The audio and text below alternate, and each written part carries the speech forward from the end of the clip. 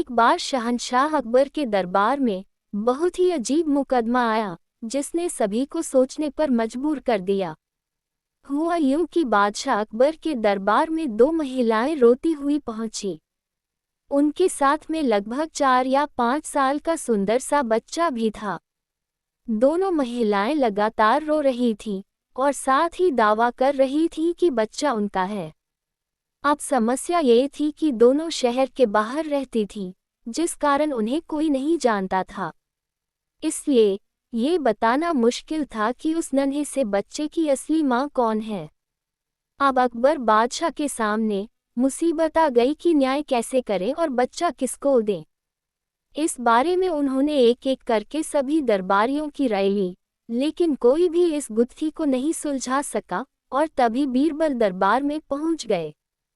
बीरबल को देखकर बादशाह अकबर की आंखों में मानो चमक आ गई हो। बीरबल के आते ही अकबर ने इस समस्या के बारे में उन्हें बताया। अकबर ने बीरबल से कहा कि अब तुम ही इस समस्या का समाधान करो।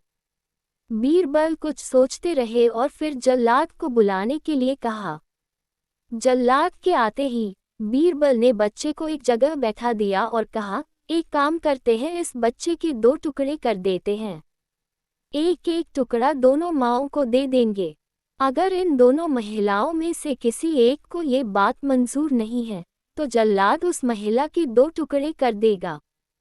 ये बात सुनते ही उनमें से एक महिला बच्चे के टुकड़े करने की बात मान गई और बोली कि उसे आदेश मंजूर है। वह बच्चे के टुकड़े को लेकर चली जाएगी, लेकिन दूसरी महिला बिलख बिलख कर रोने लगी और बोलने लगी, मुझे बच्चा नहीं चाहिए।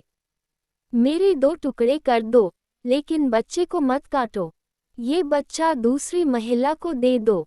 ये देखकर सभी दरबारी मानने लगे कि जो महिला डर की वजह से रो रही है वही दोषी है। लेकिन तभी बीरबल ने कहा कि जो महिला बच्चे के टुकड़े करने के लिए तैयार है, उसे कैद कर लो, वही मुजरिम है। इस बात को सुनकर वह महिला रोने लगी और माफ़ी मांगने लगी, लेकिन बादशाह अकबर ने उसे जेल में डलवा दिया। बाद में अकबर ने बीरबल से पूछा कि तुमको कैसे पता चला कि असली माँ कौन है। तब बीरबल ने मुस्कुराते हुए कहा, महाराज, माँ सारी मुसीबतों को अपने सिर पर ले लेती है, लेकिन बच्चे पर आंच भी नहीं आने देती, और यही हुआ। इससे पता चल गया कि असली माँ वह है जो खुद के टुकड़े करवाने के लिए तैयार है, लेकिन बच्चे के नहीं। बीरबल की बात सुनकर बादशाह अकबर एक बार फिर बीरबल की बुद्धि के कायल हो गए।